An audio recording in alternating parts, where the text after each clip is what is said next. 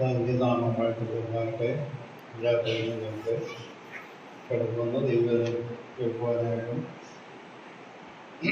നാം ശ്രദ്ധിച്ചുകൊണ്ടിരിക്കുന്ന വിഷയത്തിൻ്റെ തുടർച്ച എന്നുള്ള രീതിയിൽ ആ വിഷയങ്ങളെ മുമ്പോട്ട് പോകുവാനായിട്ട് താല്പര്യം കടന്നുകൊണ്ടിരിക്കുന്ന എല്ലാവർക്കായിട്ടും ഞാൻ ദൈവത്തെ സ്തുതിക്കുന്നു.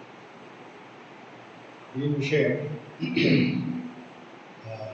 ഞാനത് പഠിക്കാൻ തുടങ്ങിയപ്പോഴേ തന്നെ എനിക്കറിയാം അല്പം ബുദ്ധിമുട്ടുള്ള വിഷയമാണ്.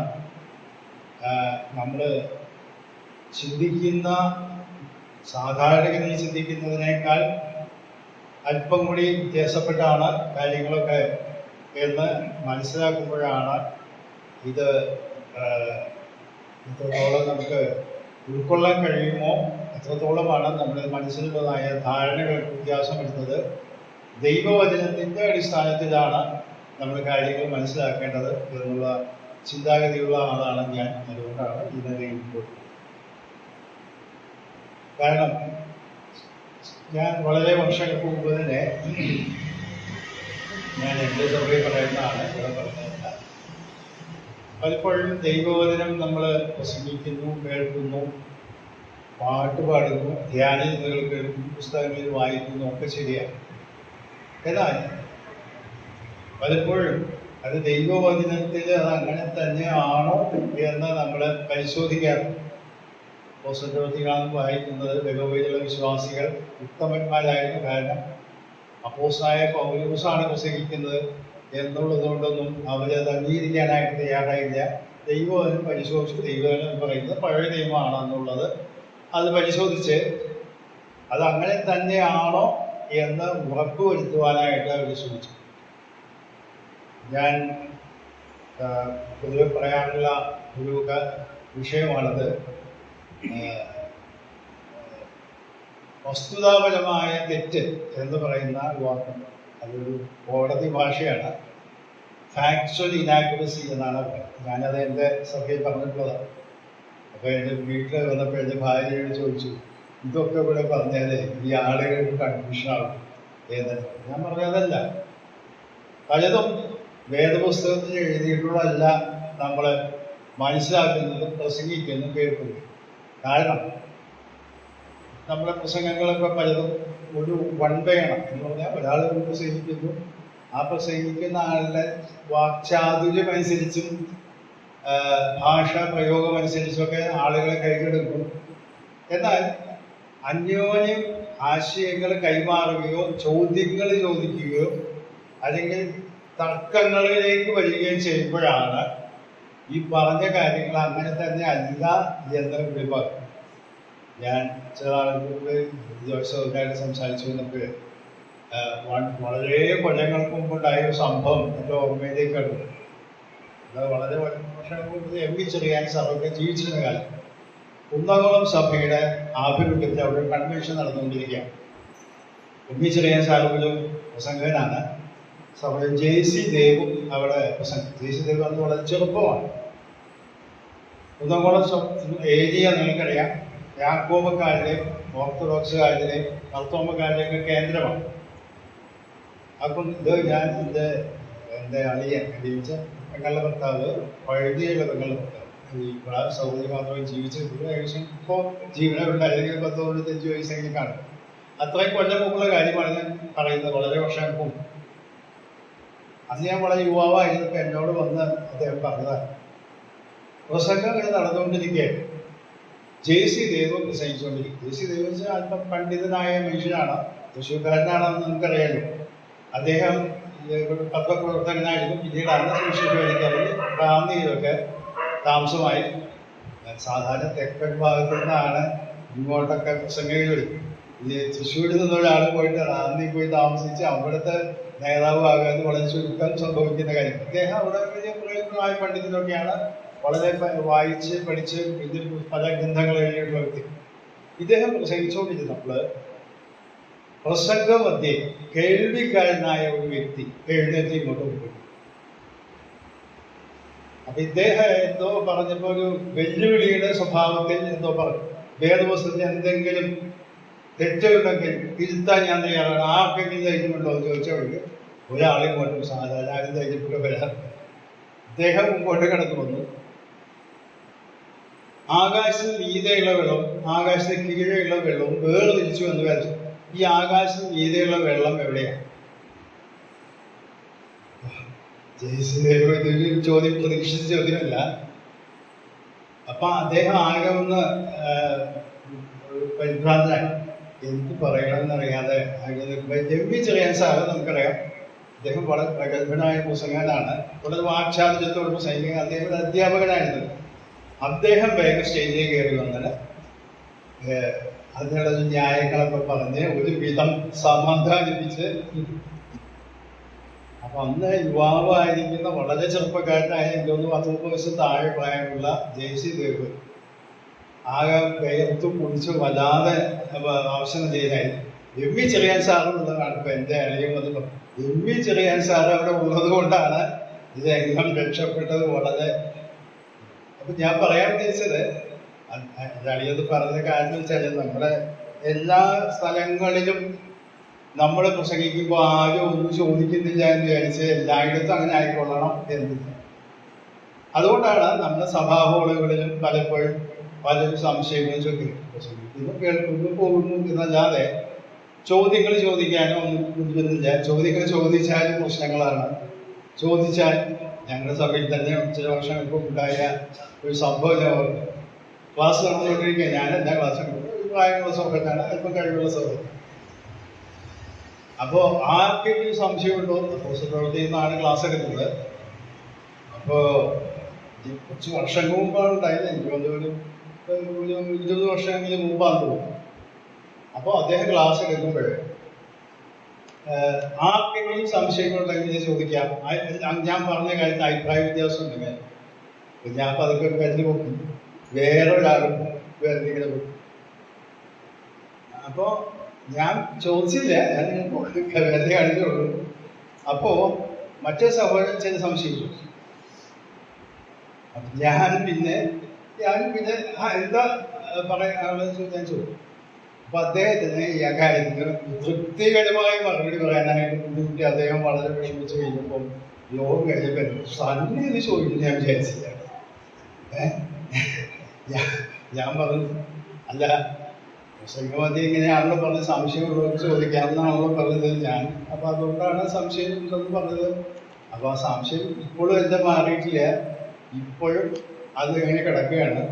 അത് അങ്ങനെ പറഞ്ഞ് ഒന്ന് മനസ്സിലാക്കാത്ത ബുദ്ധിമുട്ടുള്ള പ്രശ്നമാണ്. അങ്ങനെയല്ല ഇങ്ങനെയല്ല എന്നൊക്കെ പറഞ്ഞ് ഇവിടെ ബുദ്ധിമുട്ട്. എന്നിട്ട് അദ്ദേഹം പറഞ്ഞു, ഇന്ന് ഞാൻ നീ ചോദിക്കരുത് എന്ന് ചോദിച്ചു. അപ്പോഴേ ഞാൻ പറഞ്ഞു ശരി, ഞാൻ സമ്മതിച്ചു. അപ്പോൾ അന്നത്തെ അതിന്റെ പ്രായം വിചാരിച്ച് ഞാൻ അതിന്റെ ചോദ്യങ്ങൾ ചോദിക്കാൻ സാധ്യതയില്ല, അത്യാവശ്യം കാര്യങ്ങളൊക്കെ അറിയാവുന്ന ആളാണല്ലോ എന്നുള്ളതൊക്കെ, ഞാൻ എന്നേക്കാൾ പ്രായമുള്ളവർ, പക്വതയുള്ളവർ, അതിന് നിശ്ചയമുള്ള വ്യക്തിയാണ് എന്നുള്ളതിലേക്കാണ് ഞാൻ ചോദിച്ചത്. അപ്പോൾ നമ്മൾ പലപ്പോഴും ദൈവവചനം പഠിക്കുമ്പോൾ അനുസരിച്ച് ചെയ്യുമ്പോൾ നമ്മുടെ ധാരണകൾ പലതുണ്ട്. ഞാൻ ഈ പറഞ്ഞ വാചകം വസ്തുതാപരമായ തെറ്റ് എന്ന വാക്കാണ്. എന്ന് പറഞ്ഞാൽ ഫാക്ച്വൽ ഇനാക്യുറസി. വേദപുസ്തകത്തിൽ എഴുതിയിരിക്കുന്നത് അങ്ങനെയല്ല നമ്മൾ പലപ്പോഴും പ്രസംഗിക്കുകയും പഠിപ്പിക്കുകയും ചെയ്യുന്നത്. ചില സമയങ്ങൾ ഇത് നമുക്ക് മനസ്സിലാകുന്ന എപ്പോഴാണ് പറയുമ്പോൾ നല്ല പണ്ഡിതന്മാരായ ആളുകൾ വന്ന് ചില ഭാഗങ്ങളൊക്കെ വിശദീകരിച്ച് കഴിയുമ്പോഴാണ് അങ്ങനെ ആയിരുന്നില്ല ആ വാക്കിന്റെ അർത്ഥം എന്ന് നമുക്ക് മനസ്സിലാകുന്നത്. ഞാനിപ്പോൾ ഒരു വിദ്യാർത്ഥിയാണ് ഈ കാര്യങ്ങളിൽ. പലപ്പോഴും ഞാൻ പലരുടെയും പ്രസംഗങ്ങൾ കേൾക്കുമ്പോൾ അങ്ങനെയൊക്കെയാണ് കാര്യങ്ങൾ എന്ന് മനസ്സിലാക്കിക്കൊണ്ടിരിക്കുന്ന ആ വ്യക്തിയാണ് ഞാൻ. അതുകൊണ്ട് ഞാൻ വലിയൊരു തിയോളജി പഠിച്ചിട്ടുള്ള ആളോ പണ്ഡിതനൊന്നുമില്ല. എനിക്ക് ലഭിച്ച ദൈവകൃപയ്ക്കനുസരിച്ച് ശുശ്രൂഷ ചെയ്യുവാണ്. അപ്പോൾ ഈ വിഷയം ഞാൻ പഠിച്ചപ്പോൾ എൻ്റെ മനസ്സിലും ഉണ്ടായിരുന്ന പല സംശയങ്ങളും ദൂരീകരിക്കപ്പെടുവാൻ ഇടയായതുകൊണ്ടും കൂടെയാണ് ഞാൻ ഈ വിഷയം തുടർന്നുള്ള ചില ക്ലാസ്സുകൾ കേൾക്കുമ്പോൾ നിങ്ങൾക്ക് ആ കാര്യങ്ങൾ മനസ്സിലാക്കും. നമ്മൾ ചിന്തിച്ചുകൊണ്ടുന്ന വിഷയത്തിലേക്ക് കടന്നു വരാം. യേശു കർത്താവിന്റെ ക്രൂശ് മരണം അനിവാര്യമായിരുന്ന ഒരു മരണമായിരുന്നു എന്ന് നാം ചിന്തിക്കുന്നത്. എന്തുകൊണ്ടാണ് ദൈവത്തിന് പാപപരിഹാര ബലി ആവശ്യമായി വന്നത്? പാപം ക്ഷമിക്കണമെങ്കിൽ പകരക്കാരനായിട്ട് ഒരാൾ നമ്മുടെ പാപം ഏറ്റെടുക്കേണ്ടി വന്നത് എന്നുള്ളതാണ് ഞാൻ കഴിഞ്ഞ ആഴ്ച പറഞ്ഞ് നിർത്തിയത്. അതിന്റെ തുടർച്ചയാണ് ഞാൻ പറയുന്നത്. ദൈവത്തിന്റെ സ്വഭാവ ഗുണങ്ങളെ ഏതെങ്കിലും ഇകഴ്ത്തി കാണിക്കാനോ കരിതേച്ച് കാണിക്കാതെ ഈ കാര്യം നമുക്ക് എങ്ങനെ വിശദീകരിക്കാൻ പറ്റും? ഇന്ന് ക്രൈസ്തവ ലോകത്തും മറ്റു മതവിഭാഗങ്ങളിലൊക്കെ ഉള്ള ഒരു ആശയം നാം മനസ്സിലാക്കേണ്ടത് കത്തോലിക്കരായാലും അല്ലെങ്കിൽ അതുപോലെയുള്ള പാരമ്പര്യ ക്രിസ്തീയ വിശ്വാസികൾ പഠിപ്പിക്കുന്നത് നമ്മെപ്പോലുള്ള സുവിശേഷ വിഹിത സഭകൾ പഠിപ്പിക്കുന്നത് പോലെയല്ല. രക്ഷയ്ക്ക് ഞാൻ നേരത്തെ മുമ്പൊക്കെ സൂചിപ്പിച്ച പോലെ നമ്മുടേതായ ചില കാര്യങ്ങൾ കൂടെ ചേർത്ത് ചെയ്യണം. എന്ന് പറഞ്ഞാൽ ഒരു ശുദ്ധീകരണം, ഒരു ആത്മനവീകരണം, നൊയമ്പൊക്കെ തോറ്റ് അല്ലെങ്കിൽ വ്രതമൊക്കെ അനുഷ്ഠിച്ച് നമ്മൾ കുറച്ചുകൂടിയൊക്കെ മെച്ചപ്പെടുത്തിയതിന് ശേഷം ആണ് നമ്മെ ദൈവം സ്വീകരിക്കുന്നത്. അപ്പം നമുക്കും ഒരു ചെറിയ പങ്ക് അതിലുണ്ട് എന്നുള്ളതാണ് അവരൊക്കെ പഠിപ്പിക്കുന്ന ആശയം. കാൽവരി ക്രൂശിനെ കുറിച്ച് ധ്യാനിക്കുമ്പോൾ, ചിന്തിക്കുമ്പോൾ ഒക്കെ അവരുടെ ഉള്ളിൽ വരുന്ന വൈകാരിക വേദിയേറ്റത്തിൽ തരളിതമാകുന്ന ഹൃദയത്തിൽ കൂടെ വരുന്ന ഒരു ഉന്മേഷം, അത് അവരെ രക്ഷയ്ക്ക് പ്രാപ്തരാക്കുന്നു എന്നുള്ള ചിന്തകൾ. കുരിശിന്റെ വഴി എന്ന് പറഞ്ഞ് നിങ്ങൾ കണ്ടു കാണും. കത്തോലിക്കന്റെ പീഡാനുഭവ ദിവസങ്ങളിൽ, വെള്ളിയാഴ്ച ദിവസങ്ങളിൽ നടക്കുന്നത്. അവിടെ പാട്ടുകൾ പാടുമ്പോൾ നിങ്ങൾ ശ്രദ്ധിച്ചു കാണുമെന്ന് വിചാരിക്കുന്നു. ഏവം എന്നെ കുരിശിലേക്കുവാൻ ഞാൻ എന്തു ചെയ്യുന്നു എന്നൊക്കെ പറഞ്ഞ് പാട്ട് പാടി സഹതപിക്കുന്ന രംഗങ്ങൾ നിങ്ങൾ കേട്ടുക. അതിന്റെ അർത്ഥം കർത്താവ് ആ നിലയിൽ നിലവിളിച്ചു എന്നൊക്കെയാണ് അവർ പാട്ട് പാടുന്നത്. വേദപുസ്തകത്തിൽ അങ്ങനെയൊന്നുമില്ല. കർത്താവിനെ മാറത്തടിച്ചുകൊണ്ട് കർത്താവിന്റെ പിന്നാലെ വന്ന സഹോദരിമാരോടൊക്കെ കർത്താവ് എന്ന് പറഞ്ഞു, നിങ്ങൾ എന്നെ കുറിച്ച് കഴിയട്ട, നിങ്ങളെയും നിങ്ങളുടെ മക്കളെയും കുറിച്ച് കഴിയും. അഥവാ പാപപരിഹാര ബലി യേശു കർത്താവ് ഏകനായിട്ട് സാധിപ്പിക്കേണ്ട ഒരു കാര്യം എന്തുകൊണ്ടാണ് അത് എന്നുള്ളത്. അതിന്റെ കാരണം ദൈവത്തിന്റെ നീതിക്കും സ്വഭാവ ഗുണങ്ങൾക്കും പൂർണ്ണമായ തൃപ്തി വരുത്താവുന്ന ഒരു മനുഷ്യനും ഈ ലോകത്തില്ല. ഞാൻ പറഞ്ഞ ആശയം ഒന്നുകൂടി മനസ്സിലാക്കാനായിട്ട്, എന്തുകൊണ്ടാണ് യേശു കർത്താവിന് പാപപരിഹാരം ബലി നടത്താൻ ഇതുപോലെയുള്ള ചില കാര്യങ്ങൾ ആവശ്യമായി വന്നത് എന്ന് ചിലരൊക്കെ ധരിക്കുന്നത്. ചില തെറ്റായ ആശയങ്ങൾ ക്രൈസ്തവ ചരിത്രം നാം പഠിച്ചാൽ ആദ്യ നൂറ്റാണ്ടുകളിൽ നമ്മുടെ ക്രൈസ്തവ ലോകത്ത് പ്രചാരത്തിലുണ്ടായിരുന്നു. അതിലൊന്ന് ഇതാണ്. പലതുണ്ടായിരുന്നു, അതെല്ലാം ഞാൻ സ്വീകരിക്കാനായിട്ട് ഇവിടെ ശ്രമിക്കുന്നില്ല. ഒന്ന് ഇതാണ്: പിശാചിന് മറുവില കൊടുക്കാൻ പിശാചിന്റെ അടിമത്തത്തിലുള്ള അധികാരത്തിലുള്ള ആ പാപികളായ മനുഷ്യരെ വിട്ടുകിട്ടാനായിട്ട് സാധ്യത. അത് സഹായകരമായ ചില വാക്കുകളൊക്കെ അത് അന്ന് കാലത്ത് അവർ വ്യാഖ്യാനിച്ചു. അതിൽ ചിലത് നമുക്കൊന്ന് നോക്കാം. മർക്കോസിന്റെ സുവിശേഷം 10-ാം അധ്യായത്തിന്റെ കർത്താവ് തന്നെ പറഞ്ഞ ഒരു വാചകമാണ്. മർക്കോസിന്റെ സുവിശേഷം 10-ാം അധ്യായത്തിന്റെ 44-ാമത്തെ വാക്യം: നിങ്ങളിൽ ഒന്നാമനാകുവാൻ ഇച്ഛിക്കുന്നവൻ എല്ലാവർക്കും ദാസനാകണം. മനുഷ്യപുത്രൻ ശുശ്രൂഷ ചെയ്യിപ്പാനല്ല, ശുശ്രൂഷിപ്പാനും അനേകർക്ക് വേണ്ടി തന്റെ ജീവനെ മറുവിലയായി കൊടുക്കുവാനാണ് വന്നത്. അപ്പോൾ ഒരു വാക്ക് ശ്രദ്ധിച്ചോ, മറുവില. മറുവില എന്ന വാക്കിന്റെ അർത്ഥം എന്താ? നമുക്കറിയാം, പല ആളുകളെ തട്ടിക്കൊണ്ട് പോയിട്ട് വില പേശുന്ന ചരിത്രമൊക്കെ നമ്മൾ കേട്ടു. ഇത്ര രൂപ തന്നാൽ വിടാം. അപ്പോൾ ഇവര് വിചാരിച്ചത് പിശാചിന്റെ പാപികളായ മനുഷ്യർ പിശാചിന്റെ അടിമത്വത്തിലാണ്. അത് ശരിയാണ്. പിശാച് കർത്താവും ശിഷ്യനും അപ്പോസ്തലന്മാരൊക്കെ അങ്ങനെ തന്നെയാണ് പഠിപ്പിച്ചിട്ട്. പിശാചിന്റെ അധികാരത്തിൽ വിടിവിക്കേണ്ടത് ആവശ്യമായിരുന്നു. നമുക്ക് പല വാക്യങ്ങളതിന് തക്കതായിട്ട് ഉള്ളതായിട്ടുണ്ട്. നാം 1 തിമോഥെയോസിന്റെ ലേഖനത്തിന്റെ ഒരു വാക്യം കൂടി ഞാൻ വായിച്ചു കേൾപ്പിച്ചിരാം. 1 തിമോഥെയോസ് 2-ാം അധ്യായം. നമ്മൾ വളരെയധികം പ്രാവശ്യം വായിക്കുന്ന വാക്യമാണ്. 1 തിമോഥെയോസ് 2-ാം അധ്യായത്തിന്റെ 5-ാം വാക്യം, 5ഉം 6ഉം വാക്യം: ദൈവം ഒരുവനല്ലോ, ദൈവത്തിന് മനുഷ്യർക്കും മധ്യസ്ഥനും ഒരുവൻ, എല്ലാവർക്കും വേണ്ടി മറുവിലയായി തന്നെത്താൻ കൊടുത്ത മനുഷ്യനായ ക്രിസ്തു യേശു. അപ്പോൾ മറുവില കൊടുത്തു. ഈ മറുവില എന്ന് പറഞ്ഞ വാക്കുകൊണ്ട് അർത്ഥമാക്കുന്നത്, അതായത് മറുവില എന്ന വാക്കുകൊണ്ട് അർത്ഥമാക്കുന്നത് ഒരു കസ്റ്റഡിയിലുള്ള അല്ലെങ്കിൽ പിടിച്ചു വെച്ചിട്ടുള്ള ആളെ വിട്ടയക്കണമെങ്കിൽ ഇത്ര മോചനദ്രവ്യം തന്നെ. അത് നമുക്കറിയാം, നമ്മളൊക്കെ പല പത്രങ്ങളിലും വാർത്തകളിലൊക്കെ വായിച്ചു കഴിഞ്ഞു. അങ്ങനെ മോചനദ്രവ്യം തന്നാൽ മാത്രമേ ഈ ഇവരുടെ കസ്റ്റഡിയിലുള്ള ആളെ വിട്ടുവിടുകയുള്ളൂ എന്നുള്ളതാണ് ഒരു രീതി. അപ്പൊ അതുകൊണ്ട് അന്ന് കാലത്ത് അങ്ങനെ തെറ്റായിട്ടൊരു ഉപദേശം നിലവിൽ വന്നു. പിശാചിനാണ് മറുവില കൊടുക്കേണ്ടത്. ഈ വീണ്ടെടുപ്പ് എന്നുള്ള വിഷയത്തോട് ബന്ധപ്പെട്ടാണ് ഈ വാക്കുകൾ. വീണ്ടെടുപ്പ് എന്ന വാക്കിന് 3 അർത്ഥങ്ങളുണ്ട്. ഒന്ന് മറവിലയാകുക, മറ്റൊന്ന് അടിമച്ചന്തയിൽ നിന്ന് ഒരാൾ വിലയ്ക്ക് കൊടുത്ത് വാങ്ങിക്കുക, മറ്റൊന്ന് നഷ്ടപ്പെട്ടു പോയത് തിരിച്ചെടുക്കുക എന്നൊക്കെ പല അർത്ഥങ്ങൾ വരുന്ന വാക്കാണ് അതിനുള്ളത്. എന്നാൽ ഈ തെറ്റായ ഉപദേശത്തിനെ നാം മനസ്സിലാക്കേണ്ടത്, നാം വളരെയധികം പ്രാവശ്യം കർത്തൃമേശയിൽ വായിക്കുന്ന വേദഭാഗമാണ് 49 സംഖ്യ. അതിന് വാക്യമുണ്ട്, 2 വാക്യങ്ങൾ നമുക്ക് വായിക്കാം. 49 സങ്കീർത്തനം അതിൻ്റെ 7, 8 വാക്യം. സഹോദരൻ സഹോദരി കാണാതെ ജീവിക്കേണ്ടതിന് അവന് വീണ്ടെടുക്കാനോ ദൈവത്തിന് വീണ്ടെടുപ്പിന് കൊടുക്കാനോ ആർക്കും കഴിയില്ല. ഈ വാക്യം നമ്മൾ പലപ്പോഴും വായിക്കും. ആ വാക്യം നാം ശ്രദ്ധിച്ച് വായിച്ചു നോക്കിയാൽ എന്തറിയാം? എന്നേക്കും ജീവിച്ചിരിക്കേണ്ടതിന് അവനെ വീണ്ടെടുക്കാനോ, അടുത്ത വാക്യം ദൈവത്തിന് വീണ്ടെടുപ്പ് വില കൊടുക്കാനോ എന്നാണ്. അപ്പോൾ വീണ്ടെടുപ്പ് വില കൊടുക്കേണ്ടത് ആർക്കാ? ദൈവത്തിനാണ്. അതിന്റെ അർത്ഥം എന്താ? ദൈവത്തിന് വീണ്ടെടുപ്പ് വില കൊടുത്താൽ മാത്രമേ പാപത്തിൽ നിന്നുള്ള വീണ്ടെടുപ്പ് സാധ്യമാക്കിയിട്ടു. അതേ സൈന്യത്തിൽ തന്നെ 15 വാക്യം, 49:15. എങ്കിലും എന്നെ കാണാൻ ദൈവം പാതാളത്തിന്റെ അധികാരത്തിൽ നിന്ന് വീണ്ടെടുക്കും. ഇവിടെ സങ്കീർത്തനക്കാരൻ പറയണേ, എന്റെ പ്രാണനെ പാതാളത്തിൽ ദൈവം വീണ്ടെടുക്കും. പിശാചിന് ഏതെങ്കിലും മറുവില കൊടുത്തിട്ടില്ല. ഈ ആശയത്തിന്റെ പ്രശ്നം എന്താണെന്ന് അറിയാമോ? ഇത് തെറ്റായ ആശയമാണ് ഞാൻ പറഞ്ഞല്ലോ. അത് കാരണം പിശാച് എന്ന് പറയുന്ന വ്യക്തിയും ദൈവം എന്ന് പറഞ്ഞ വ്യക്തിയും ഒരേ നിലവാരമുള്ള വ്യക്തിയാണെന്നോ, അല്ലെങ്കിൽ ദൈവത്തിനെ പേടിക്കാൻ ആവശ്യമുള്ള വ്യക്തിയാണോ എന്നുള്ള ഒരു ചിന്താധാരണ അവിടെ കടന്നു പിടിക്കുക.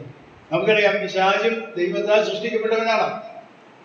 പിശാച് മനുഷ്യനെ ചതിച്ച് പാപത്തിൽ വീഴ്ത്തിയതുകൊണ്ട് അവൻ പാപം ചെയ്യുന്നതായ ദേഹികൾക്ക് മരണഭീതി ഉണ്ടെന്നുള്ളതും നാം വായിക്കുന്നുണ്ടല്ലോ. ആ മരണഭീതിയുടെ കാരണം പിശാചിന്റെ പ്രവൃത്തികൾ മുഖാന്തരമാണ്. അപ്പോൾ പിശാചിന് അവന് മേൽ ഒരു അധികാരം മനുഷ്യന് മേലും. എന്നാൽ ദൈവത്തിന് എന്തെങ്കിലും ഇവനെ പിശാചിനെ പ്രീതിപ്പെടുത്താനോ തൃപ്തിപ്പെടുത്താനോ ആവശ്യമില്ലാതെ വേണം പിശാചിന്റെ സൃഷ്ടി മാത്രമാണ് എന്ന്, ദൈവത്തിന്റെ സൃഷ്ടി മാത്രമാണ് എന്ന് നമുക്കറിയാം. അപ്പോൾ അതുകൊണ്ട് ഈ മറുവില കൊടുക്കുക, വീണ്ടെടുക്കുക എന്ന് പറഞ്ഞത് പിശാചിനെ തൃപ്തിപ്പെടുത്താൻ വേണ്ടിയല്ല, മറിച്ച് ദൈവത്തിന്റെ നീതിക്കും ദൈവത്തിന്റെ വിശുദ്ധിക്കും യോഗ്യമായ രീതിയിൽ തന്റെ സ്വഭാവം ത്യജിക്കാൻ കഴിയാത്ത ദൈവത്തിന് ആ വ്യക്തിയെ സ്വീകരിക്കണം, പാപിയായ മനുഷ്യനെ സ്വീകരിക്കണമെങ്കിൽ അത് തൃപ്തി വന്നാലേ മതിയാകും. എന്താ ഈ വാക്കുകൊണ്ട് അർത്ഥമാക്കും? നമ്മൾ ചില വാക്യങ്ങൾ പെട്ടെന്ന് വായിച്ച് അത് കാര്യങ്ങൾ അതിൽ കിടക്കാനായിട്ട് ഞാൻ ആഗ്രഹിക്കുകയാണ്. പല രീതിയിലുള്ള വിശദീകരണങ്ങളാണ് നമ്മൾ കേൾക്കുന്നത്. ദൈവത്തിന് എന്തുകൊണ്ടാണ് തൃപ്തി വരേണ്ടത്? എന്തിനാ തൃപ്തി വരേണ്ടത്? ദൈവത്തിന്റെ സ്വഭാവ ഗുണങ്ങളിൽ ഒരു വിട്ടുവീഴ്ചയും ചെയ്യാതെ പാപിയായ മനുഷ്യനെ എങ്ങനെ സ്വീകരിക്കാൻ കഴിയും? അതാണ് ക്രൂശുമരണത്തിൻ്റെതായ പ്രത്യേകത, അനിവാര്യത എന്ന് പറയുന്നത്. നമുക്കറിയാം, മനുഷ്യർക്കും ഈ സംതൃപ്തിയൊക്കെ ആത്മസംതൃപ്തിയൊക്കെ വേണം എന്നൊക്കെ നമ്മൾ പറയാറുണ്ടെങ്കിൽ ദൈവത്തിന് സംതൃപ്തിയുമായിട്ട് യാതൊരു ബന്ധവുമില്ല. കാരണം മനുഷ്യൻ പാപിയായ മനുഷ്യനാണ്. അപ്പോൾ അവന്റെ ചിന്തകളും പ്രവൃത്തികളും ഒക്കെ പാപം കലർന്നതാണ് എന്ന് നമുക്കറിയാം. അപ്പൊ അതുകൊണ്ട് ദൈവം പൂർണ്ണനായ തികഞ്ഞ വ്യക്തിയായതുകൊണ്ട്, സദ്ഗുണങ്ങളുടെ വ്യക്തിയായതുകൊണ്ട് ദൈവത്തിന്റെ സ്വഭാവത്തിന് ഭംഗം വരാതെ വേണം അത് സ്വീകരിക്കാനായിട്ട് എന്നാണ്. അതിന് വേദപുസ്തകത്തില് പഴയ നിയമത്തിലാണ് അധികവും ഉപയോഗിച്ചിട്ടുള്ളത് വാക്കുകൾ. ഈ എന്താണ് എന്നുള്ളത് അവിടെ വിവരിച്ചിട്ടുണ്ട്. അതൊന്ന് പെട്ടെന്ന് പറഞ്ഞ് മുമ്പോട്ട് പോകട്ടെ. ദൈവത്തിന് തൃപ്തി വരേണ്ടത് പുറത്തു നിന്നുള്ള ആരുടെയെങ്കിലും കാര്യങ്ങൾ അല്ല തൃപ്തി വരേണ്ടത്. നമുക്കറിയാം, നാം നിയമം തെറ്റിച്ചാൽ, ഉദാഹരണത്തിന് നാം വാഹനം ഓടിക്കുമ്പോൾ നിയമം തെറ്റിക്കുക എന്ന് വിചാരിച്ചു. നിയമം തെറ്റിച്ചാൽ ശിക്ഷയുണ്ട്. അതിന്റെ കാരണം എന്താ? രാജ്യത്ത് നിലവിലുള്ള നിയമത്തിന് നാം ബാധ്യസ്ഥരായതുകൊണ്ടാണ് അത് ചെയ്യുന്നത്.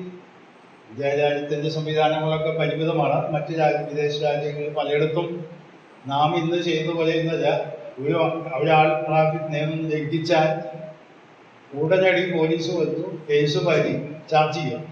ഈ അടുത്ത ദിവസം ഞങ്ങളവിടെ സന്ദർശകനായിട്ട് വന്ന ഒരു സഹോദരൻ, ഒരു ബന്ധുവാണ്, അദ്ദേഹം അമേരിക്കയിലാണ്. അപ്പോൾ അവിടെ ചെന്നപ്പോൾ ആദ്യം വാഹനം ഓടിച്ചിട്ട് ചെന്നപ്പോൾ ട്രാക്ക് തെറ്റി സിഗ്നൽ ലൈറ്റ് വന്നപ്പോൾ വണ്ടി നിർത്തി. അദ്ദേഹം അവിടെ സഭാപതി പറഞ്ഞ സാക്ഷ്യത്തിൽ പറഞ്ഞതാണ്. അപ്പൊ അദ്ദേഹം മലയാളത്തിന്റെ കാര്യം പറയാൻ വേണ്ടി പറഞ്ഞതാണ്. മാതൃഭാഷ മലയാളമായതുകൊണ്ടുള്ള ഒരു പ്രശ്നം പറയാനായിട്ട് വന്നതാണ്. അപ്പോ അദ്ദേഹത്തിനെതിരെ ആ ട്രാക്ക് തെറ്റായ ട്രാക്കിൽ താൻ വണ്ടി നിർത്തിയപ്പോൾ ഈ സാറ്റലൈറ്റ്, അവിടെയൊക്കെ സാറ്റലൈറ്റ് വഴിക്ക് ഉടനടി പോലീസ് വന്നു ഇദ്ദേഹത്തിനെതിരെ കേസ് വരികയും കോടതിയിൽ ചെല്ലുകയും. അമേരിക്കൻ ഇംഗ്ലീഷ് എന്ന് പറയുന്നത് കോടതിയിൽ ചോദിച്ചത്. അമേരിക്കൻ ഇംഗ്ലീഷ് എന്ന് പറഞ്ഞാൽ നമുക്ക് അല്പം ബുദ്ധിമുട്ടുള്ള ഇംഗ്ലീഷാണ് മനസ്സിലാക്കുന്നത്. ഇംഗ്ലീഷുകാരുടെ ഇംഗ്ലീഷൊക്കെ പിന്നെ മനസ്സിലാക്കും. അപ്പൊ അവിടെ കോടതിയിൽ അദ്ദേഹം കൂടുതൽ ചോദ്യങ്ങൾ ചോദിക്കും. ഇദ്ദേഹം ഇംഗ്ലീഷ് നന്നായിട്ട് അറിയുന്നതാണ്. അപ്പൊ അദ്ദേഹത്തിന് അത് മനസ്സിലായില്ല. അപ്പൊ ഒരിക്കൽ ഇവിടെ ആവർത്തിക്കാമോ ചോദിച്ചപ്പോ ജഡ്ജി ചോദിച്ചു തന്റെ മാതൃഭാഷ എന്താ ചോദിച്ചു.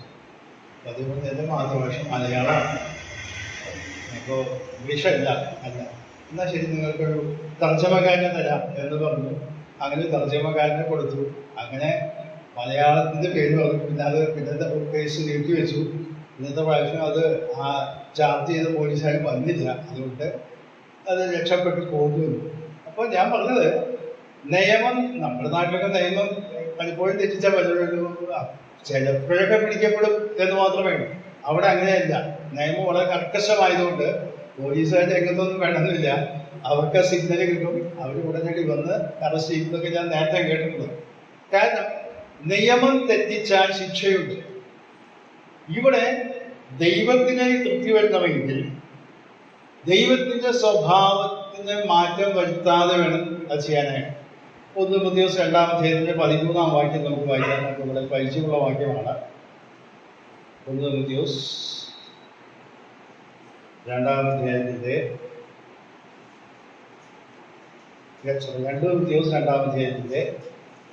13-ാമത്തെ നാം അവിശ്വസ്തരായി തീർന്നാലും അവൻ വിശ്വസ്തനായി മാറുന്നു. തന്റെ സ്വഭാവം ത്യജിപ്പാൻ അവന് കഴിയുകയില്ലല്ലോ. ഈ വചനം ആ വാചകമാണ് എടുക്കുന്നത്. ദൈവത്തിന് തന്റെ സ്വഭാവം ത്യജിപ്പാൻ കഴിയുകയില്ല എന്ന് പറഞ്ഞാൽ ഞാൻ കഴിഞ്ഞ ആഴ്ച മോശയുടെ ചരിത്രമൊക്കെ പറയാനുള്ള കാര്യം എന്താ? ദൈവത്തിന്റെ സ്വഭാവത്തിന് യാതൊരു വ്യത്യാസവും വരുന്നില്ല. അതിന് വിരുദ്ധമായിട്ട് ഒന്നും ചെയ്യാനായിട്ട് ദൈവത്തിന് കഴിയുന്നതല്ല. തീത്തോസിന്റെ ലേഖനത്തിൽ നമുക്ക് ഇടാം. തീത്തോസിന്റെ ലേഖനം 1-ാം അധ്യായത്തിന്റെ 2-ാം വാക്യം നമുക്ക് ഇങ്ങനെയാണ് വായിക്കുന്നത്. തീത്തോസിന്റെ ലേഖനം 1-ാം അധ്യായം 2-ാം വാക്യം. തന്റെ വചനം വെളിപ്പെടുത്തിയ അവിടെ ഭോഷ്കില്ലാത്ത ദൈവം അല്ലെങ്കിൽ വ്യാജമില്ലാത്ത ദൈവം. ഇപ്പോഴേ ലേഖനത്തിന്റെ വാക്യം നമുക്ക് വായിക്കാം. ലേഖനം 6-ാം അധ്യായത്തിന്റെ 18-ാമത്തെ വാക്യം. അതിന്റെ അവസാന ഭാഗത്ത് ഇങ്ങനെ നാം പറയുന്നു, ദൈവത്തിന് ഭോഷ്ക് പറവാൻ കഴിയാത്തതുമായ 2 കാര്യങ്ങളാൽ ശക്തിയുള്ള പ്രബോധം. അപ്പോൾ ദൈവത്തിന് ഭോഷ്ക് പറയാൻ അല്ലെങ്കിൽ വ്യാജം പറയാൻ കഴിയുകയില്ല. മനുഷ്യരെ നാമൊക്കെ കാര്യമൊക്കെ ശരിയാണ്, നമ്മൾ വിശ്വാസിക്കാരനാണ്. ചില സമയത്തൊക്കെ അല്പസ്വല്പം കണ്ണടയ്ക്കുന്നതും അല്ലെങ്കിൽ സൂത്രങ്ങളൊക്കെ ചെയ്യുന്നതൊക്കെയാണ്. നാം എല്ലാ മനുഷ്യരൊക്കെ അങ്ങനെ തന്നെയാണ്. ചില സമയത്ത് നാം പറഞ്ഞില്ലെങ്കിൽ സത്യം പറയാനാതെ ശാന്തമായിരിക്കുമ്പോൾ ഭോഷ്ക് പറഞ്ഞിരുന്നതാണ്. ചില കാര്യങ്ങൾ നമുക്ക് സത്യമാണെന്നറിയാം, അത് പറഞ്ഞാൽ അല്പം പ്രശ്നം ഉണ്ടാകുന്നതുകൊണ്ട് നമ്മൾ ശാന്തമായിട്ട് മൗനം പാലിച്ചാൽ അത് ഭോഷ്ക് പറയുന്ന കാര്യം സമ്മതിക്കുന്ന തുല്യമാണ്. അപ്പോ മനുഷ്യർക്ക് അങ്ങനെ തന്നെയാണ്. എന്നാൽ ദൈവത്തെ കുറിച്ച് വേദപുസ്തകം വെളിപ്പെടുന്ന അങ്ങനെയല്ല. ആവർത്തന പുസ്തകത്തിൽ വാക്യങ്ങൾ വായിക്കാം. ആവർത്തന പുസ്തകം 32-ാം അധ്യായം അതിന്റെ 32-ാം അധ്യായത്തിന്റെ 4-ാം വാക്യം. അവൻ പാല അവന്റെ പ്രവൃത്തി അത്യുത്തമം, അവന്റെ വഴികളൊക്കെയും ന്യായം, അവൻ വിശ്വസ്തതയുള്ള ദൈവം, വ്യാജമില്ലാത്തവൻ, നീതിയും നേരുമുള്ളവൻ തന്നെ. ഇവിടെ പറയുന്നത് ശ്രദ്ധിക്കുക, അവന്റെ വഴികളൊക്കെ ന്യായം, അവൻ വിശ്വസ്തതയുള്ള ദൈവം, വ്യാജമില്ലാത്തവൻ, നീതിയും നേരുമുള്ളവൻ. അപ്പൊ ദൈവത്തെ കുറിച്ച് മോശ ഇവിടെ വിവരിക്കുന്നതാണ്. ഈ സ്വഭാവ ഗുണങ്ങളൊന്നും തന്നെ തനിക്ക് മാറ്റാനായിട്ട് കഴിയുകയില്ല. അപ്പോൾ പാപിയായ മനുഷ്യൻ സ്വീകരിക്കണമെങ്കിൽ ഈ സ്വഭാവ ഗുണങ്ങൾ ഉള്ള വ്യക്തിക്ക് അംഗീകരിക്കാൻ കഴിയുകയില്ല. അപ്പൊ അതുകൊണ്ട് ആ സ്വഭാവ ഗുണങ്ങളെ സംതൃപ്തിപ്പെടുത്തിക്കൊണ്ടേ ദൈവത്തിന്റെ കാര്യങ്ങൾ ചെയ്യാൻ സാധിക്കുകയുള്ളൂ എന്ന് നമുക്ക് കാണാൻ സാധിക്കും. അതുകൊണ്ട് ഇതിന്റെ ചില പ്രയോഗങ്ങൾ നമുക്ക് മനസ്സിലാക്കാനായിട്ട് കഴിയും.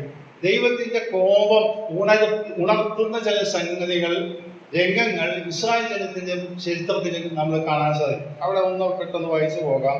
അതിന്റെ ആവർത്തന പുസ്തകം 32-ാം അധ്യായത്തിൽ തന്നെ 16-ാം വാക്യം. അവൻ അന്യദൈവങ്ങളാൽ അവനെ ഉദ്ധിപ്പിച്ചു, മ്ലേച്ഛതകളാൽ അവനെ കോപിപ്പിച്ചു. അതിന്റെ 21-ാമത്തെ വാക്യം. ദൈവമല്ലാത്തതിനെ കൊണ്ട് എനിക്ക് എരിവ് വരുത്തി, വിദ്യാഭൂതികളാൽ എന്നെ നശിപ്പിച്ചു, ഞാൻ ജന്മമില്ലാത്തവരെ കൊണ്ട് അവർക്ക് എരിവ് വരുന്നു. അപ്പൊ ഇവിടെ അന്യദൈവങ്ങളെ സേവിക്കുമ്പോൾ ദൈവത്തിന് കോപം ജ്വലിക്കുന്നു എന്ന് കാണും. അഥവാ ദൈവത്തിന്റെ വിശുദ്ധിക്ക് അത് അംഗീകരിക്കാനായിട്ട് നിവൃത്തിയില്ലാത്തതുള്ള പ്രതികരണമാണ് അത് എന്ന് കാണാൻ സാധിക്കും. രണ്ടാമതായിട്ട് അത് തീക്ഷ്ണത ജനിപ്പിക്കുന്നു എന്നുള്ള ആശയത്തിൽ കൂടെയാണ് അത് നാം വായിക്കുന്നത്. രണ്ടാമത് ദൈവത്തിന്റെ കോപം ജ്വലിക്കുന്നു എന്ന് നമുക്ക് കാണാം. ജ്വലിക്കുക എന്ന് പറഞ്ഞാൽ നമുക്കറിയാം, പുതിയ നിയമത്തിൽ തന്നെ നമ്മുടെ ദൈവം ദഹിപ്പിക്കുന്ന അഗ്നിയാണ് എന്ന് കാണാൻ സാധിക്കും. ഇബ്രാഹിം വാക്യം നമുക്ക് പരിചിതമായതുകൊണ്ട് തന്നെ അത് വായിക്കാത്തത്. മറ്റു ചില വാക്യങ്ങൾ നമുക്ക് വായിക്കാം. യോശുവയുടെ പുസ്തകം 7-ാം അധ്യായത്തിന്റെ 26-ാം വളരെ പരിചിതമായി സംഭവിച്ചു. അവിടെ കാണുന്നത് ആഖാന്റെ ജീവിതത്തോട് ബന്ധപ്പെട്ടാണ് അത് വരുന്നത്. യോശുവയുടെ പുസ്തകം 7-ാം അധ്യായത്തിന്റെ ഏറ്റവും അവസാനത്തെ വാക്യം. അവന്റെ മേൽ അവർ വലിയ കൽപ്പന കൂട്ടി, ഇത് എന്നുവരെയിരിക്കുന്നു. ഇങ്ങനെ യഹോവയുടെ ഉഗ്രകോപം മാറി, അതുകൊണ്ട് ആ സ്ഥലത്തിന് അവിടെ ശ്രദ്ധിക്കുക, ആഖാൻ ചെയ്ത പാപമുഖാന്തരം ഇസ്രായേൽ ജനത്തിന് വലിയ തോൽവിയുണ്ടായി. അത് ശിക്ഷാക്രമം നടത്തി. അവിടെ വായിക്കുന്നത് ഇങ്ങനെ യഹോവയുടെ ഉഗ്രകോപം മാറി എന്ന് പറഞ്ഞാൽ ദൈവത്തിന്റെ കോപം പൂർണ്ണമായി ശമിച്ച സന്ദർഭമാണ് ഇവിടെ നിന്ന് കാണാൻ സാധിക്കും. എസ്കേലിന്റെ പ്രവചനം 5-ാം അധ്യായം. എസ്കേലിന്റെ പ്രവചനം 5-ാം അധ്യായം അതിന്റെ 13-ാം വാക്യം. അങ്ങനെ എന്റെ കോപത്തിൽ നിവർത്തി വരും, ഞാൻ അവരുടെ എന്റെ ക്രോധത്തിൽ തൃപ്തനാകും. എന്റെ ക്രോധം അവരെ നിവർത്തിക്കുമ്പോൾ യഹോവയായ ഞാൻ എന്റെ തീഷ്ണതയിൽ അതിനെ അരുളി ചെയ്തു എന്ന് അവർ അറിയും. ഇത് ശ്രദ്ധിക്കുക, അവിടെ ആ വാക്ക് വരുന്നത് ശ്രദ്ധിക്കുക നിങ്ങൾ. അങ്ങനെ എന്റെ കോപത്തിന് നിവൃത്തി വരും, ഞാൻ അവരോട് എന്റെ ക്രോധം തീർത്ത് തൃപ്തനാകും. അപ്പോൾ ഈ തൃപ്തി അടയുന്നു എന്നുള്ള ആശയം പഴയ നിയമത്തിൽ നിന്നാണ് നാം കാണുന്നത്. അത് ദൈവത്തെക്കുറിച്ചുള്ള പല വിശദീകരണങ്ങൾ. എന്താണ് തൃപ്തി അടയുന്നത്? ദൈവത്തിന്റെ കോപത്തിന് അല്ലെങ്കിൽ നീതിക്ക്, വിശുദ്ധമായ സ്നേഹത്തിന് അംഗീകരിക്കാൻ പറ്റാത്ത കാര്യം തൃപ്തി അടഞ്ഞാൽ മാത്രമേ അത് സാധിക്കുകയുള്ളൂ. അപ്പോൾ എന്താണ് അതിന്റെ വിശദീകരണം? ഒന്നുകൂടി വായിക്കാം. എസെക്കിയേലിന്റെ പ്രവചനം 16-ാം അധ്യായത്തിന്റെ 42-ാമത്തെ വാക്യം. ഇങ്ങനെ ഞാൻ എന്റെ ക്രോധത്തിൽ നിവർത്തിച്ചിട്ട് എന്റെ തീഷ്ണത നിന്നെ വിട്ടുമാറും, പിന്നെ ഞാൻ കോപിക്കാതെ അടങ്ങിയിരിക്കും. ഇവിടെ ദൈവത്തിന്റെ ശിക്ഷാക്രമം ഇവിടെ നാം വായിക്കുന്നത്, ഞാൻ പിന്നെ കോപിക്കാതെ അടങ്ങിയിരിക്കും, എന്റെ കോപം നിന്നിൽ പൂർണ്ണമായി നിവർത്തിച്ചാൽ മാത്രമേ എനിക്ക് സമയം. അപ്പോൾ ദൈവ സ്വഭാവത്തിന് പൂർണ്ണമായി തൃപ്തി വരാത്ത കാലം സമയമുള്ളപ്പോൾ ഒരു തരത്തിലും ദൈവത്തിന് ഭാവിയെ അംഗീകരിക്കാൻ കഴിയുകയില്ല. ഇതാണ് ഈ വേദപുസ്തകത്തിൽ പറയപ്പെടുന്ന, പഴയ നിയമത്തിൽ പറയപ്പെടുന്ന, തിരുവഴുത്തിൽ പറയപ്പെടുന്ന പ്രത്യേകമായ ആവശ്യം. എന്നാൽ എസെക്കിയേലിന്റെ പ്രവചനം തന്നെ 20-ാം അധ്യായം അതിന്റെ 8-ാം വാക്യം. എസ്കേൽ 20:8. അവരോ എന്നോട് മത്സരിച്ചു, എന്റെ വാക്ക് കേൾപ്പാൻ മനസ്സിലാതിരുന്നു. അവരൊരുത്തനും തന്റെ കൺമുമ്പിൽ നിന്ന് മ്ലേച്ഛവിഗ്രഹം എറിഞ്ഞു കളയുകയോ മിസ്രയീം ബിംബങ്ങളെ ഉപേക്ഷിക്കുകയോ ചെയ്തില്ല. ആകയാൽ ഞാൻ മിസ്രയീം ദേശത്തിന്റെ നടുവിൽ വെച്ച് എന്റെ ക്രോധം അവരുടെ മേൽ പകർന്ന് എന്റെ കോപം അവരെ നിവർത്തിക്കും എന്ന് ആരംഭിച്ചു. അപ്പോൾ ശ്രദ്ധിക്കുക, വിഗ്രഹങ്ങളെ ഉള്ളോടുള്ളതായ ദൈവത്തിന്റെ ആ ദേഷ്യം അല്ലെങ്കിൽ ക്രോധം അവന് മേൽ ചൊരിഞ്ഞ് പൂർണ്ണമായി അവസാനിച്ചാൽ മാത്രമേ ദൈവത്തിന്റെ സ്വഭാവത്തിന് തൃപ്തി അടയാനായിട്ട് കഴിയുകയുള്ളൂ എന്ന് കാണാൻ സാധിക്കും. ഈ നിലയിൽ 3 പ്രത്യേക വാക്കുകളാണ് ദൈവത്തിന്റെ തൃപ്തി അടയാൻ ആവശ്യമായിട്ട് വരുന്നതായിട്ട് നമുക്ക് കാണാൻ സാധിക്കും. എന്നാൽ ഇത് നാം കാര്യമായി ചിന്തിച്ചു വരുമ്പോൾ 4ാമതൊരു പ്രത്യേക കാര്യം, അതാണ് ഏറ്റവും പ്രധാനമായ കാര്യം.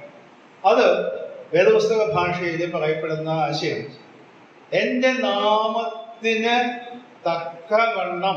അപ്പോൾ നാമം, ദൈവത്തിന്റെ നാമം, യഹോവ എന്ന നാമമാണ് പഴയ ദൈവത്തിന് സർവ്വസാധാരണമായി കാണുന്നത്.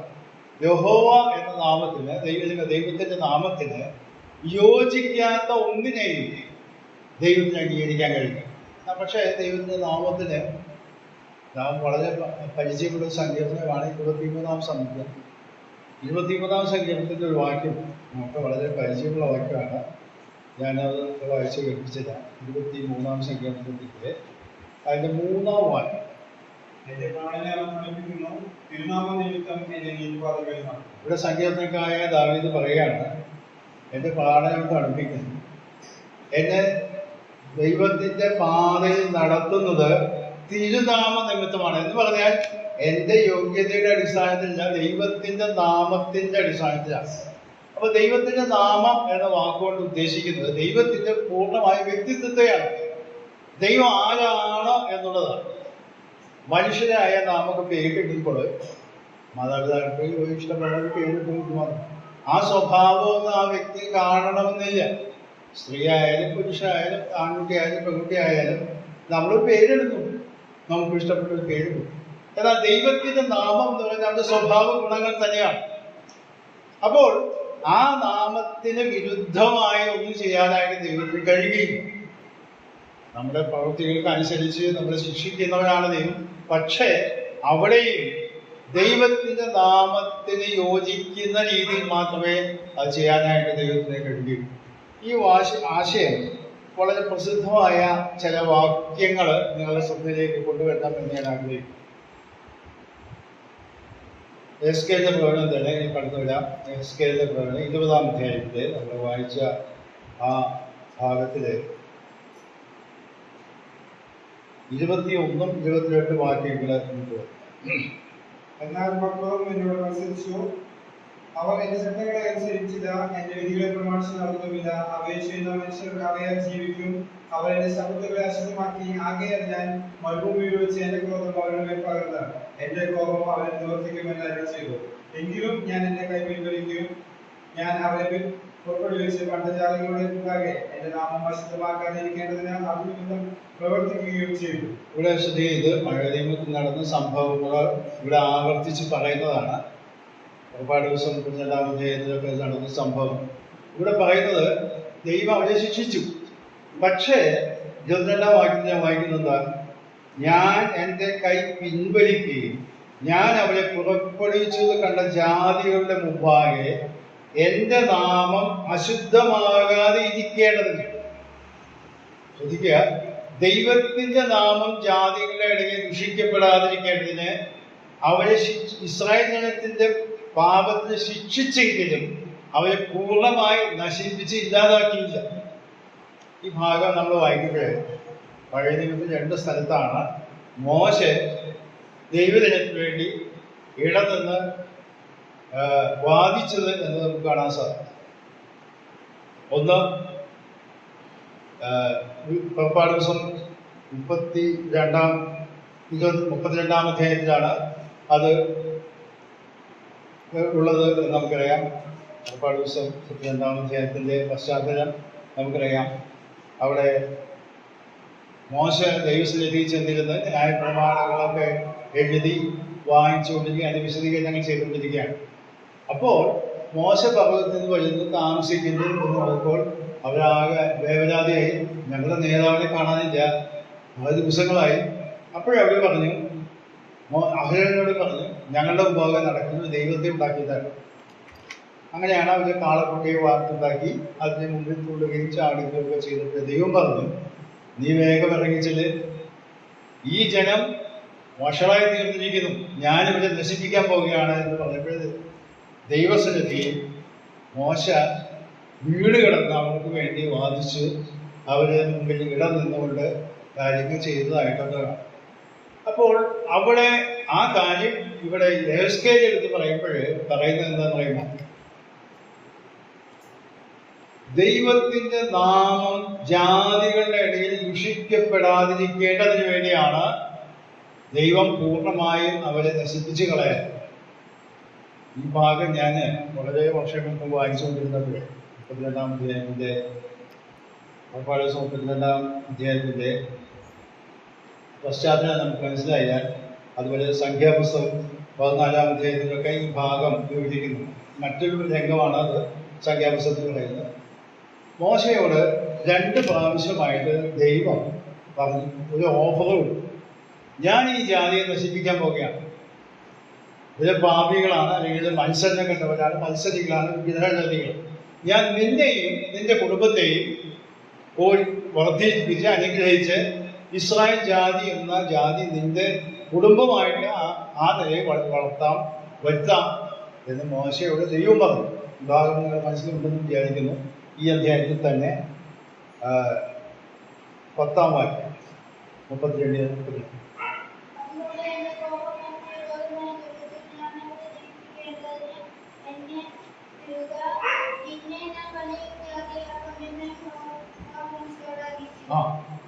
ഞാൻ ഇവിടെ നശിപ്പിക്കും, നിന്നെ ഞാൻ വലിയൊരു ജാതിയാക്കാം എന്ന് മോശയോട് ദൈവം പറഞ്ഞു.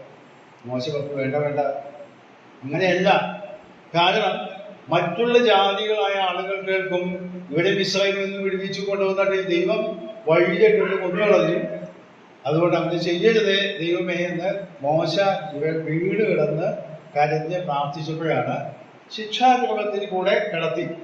ഈ രംഗമാണ് യഹോസ്കേലിന്റെ പ്രവചനത്തിൽ പറയുന്നത്, എന്റെ നാമം നിമിത്തമാണ്, എന്റെ നാമത്തിന് അപമാനം വരാതിരിക്കാനാണ് ഞാൻ അവരെ ശിക്ഷിക്കാതെ വിട്ടത്. ശിക്ഷിച്ചുവെങ്കിലും മുഴുവനായിട്ട് നശിപ്പിക്കാതെ.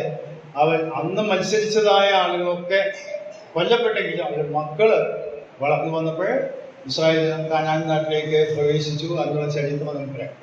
ഇതേപോലത്തെ ഒരു സംഭവമാണ് സംഖ്യാപുസ്തകം 14-ാം അധ്യായത്തിന്റെ 14-ാം അധ്യായം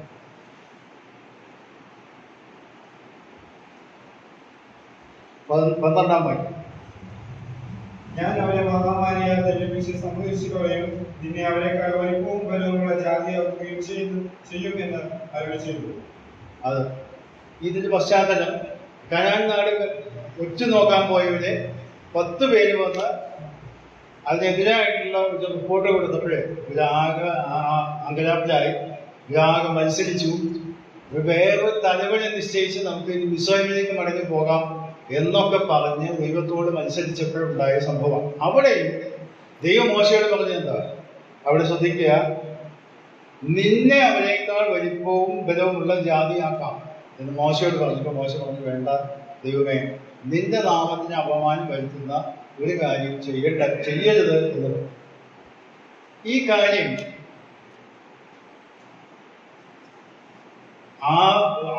ഓർത്തുകൊണ്ടാണ് എസെക്കിയേലിന്റെ പ്രവചനത്തില് അവരുടെ ചരിത്രം എഴുതുമ്പോൾ പറയുന്നത്, ഞാൻ എൻ്റെ നാമം അശുദ്ധമാകാതിരിക്കാൻ അവരെ പൂർണ്ണമായി നശിപ്പിക്കാതെ അവരോട് കരുണ കാണിച്ചു. അപ്പോൾ ദൈവത്തിന്റെ സ്വഭാവത്തിന് ശിക്ഷ നടക്കാതിരിക്കാൻ കഴിയില്ല. പക്ഷേ ആ ശിക്ഷ ഏറ്റുവാങ്ങാനായിട്ട് ഈ ലോകത്തിൽ മനുഷ്യനായി ജനിച്ച ആരെയും കൊണ്ട് കഴിയാത്ത സാഹചര്യം. പാപികളായ മനുഷ്യരൊക്കെ പരിമിതികളുള്ളവരാണ്. അപ്പോൾ ദൈവത്തിന്റെ കോപം, മനുഷ്യവർഗത്തിന്റെ പാപത്തിന്റെ പരിഹാരം ഏറ്റുവാങ്ങാനായിട്ട് ദൈവം തന്നെ മനുഷ്യനായിട്ട് അവതരിച്ചതാണ് കർത്താവായ യേശു. അപ്പോൾ പാപം ക്ഷമിക്കണമെങ്കിൽ ഒരു പകരക്കാരൻ അതിന് തയ്യാറായിട്ട് കടന്നു വരും. നമുക്കറിയാം ഈ സബ്സ്റ്റിറ്റ്യൂട്ട് അല്ലെങ്കിൽ പകരക്കാരൻ എന്ന വാക്ക് സാധാരണ നമുക്ക് പരിചയമുള്ളത് എവിടെയാണ്, ഏത് രംഗത്താണെന്നറിയാമോ? കളികൾ, ഗെയിംസുകൾ, അതായത് പന്ത് കളി, ക്രിക്കറ്റ് കളി, ഇതൊക്കെ ഉണ്ടല്ലോ. അവിടെയൊക്കെ പന്ത് കളിക്കും ക്രിക്കറ്റ് കളിക്കും 11 പേരാണ് ടീമിൽ വേണ്ടത്. സാധാരണഗതിയിൽ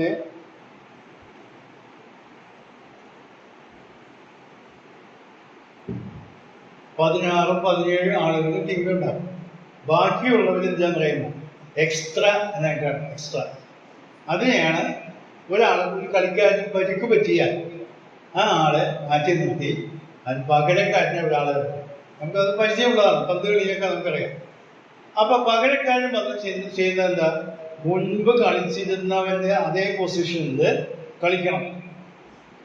കളിച്ചാൽ മറ്റവൻ മാറിപ്പോയി, ഇവനാണ് അതിന്റെ ഉത്തരവാദിത്തം.